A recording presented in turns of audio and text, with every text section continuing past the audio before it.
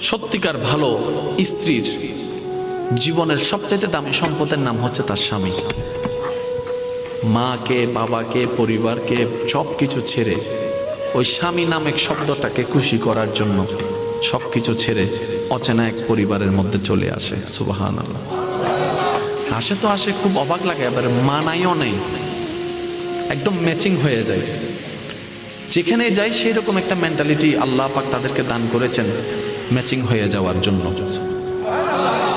একজন সত্যিকার ভালো বউ তার জীবনের সবচেয়ে বড় নিয়ামত মনে করে দুনিয়ার তার স্বামীকে। কারণ সবাই তার সাথে বেঈমানি করবে, আমার স্বামী কখনো আমার সাথে বেঈমানি করবে না।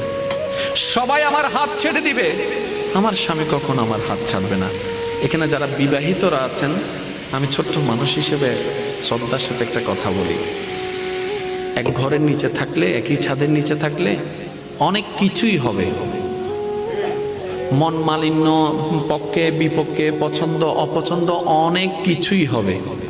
এগুলাকে ফোকাস দিয়েন না, ডিভোর্সে যায়েন না। কারণ ডিভোর্স করে যেখানে যাবেন সেখানে যে মহাসুখ পাবেন এরকম কোনো গ্যারান্টি নাই। যেখানে আছেন থাকুন, আল্লাহর রহমতের আশা করুন।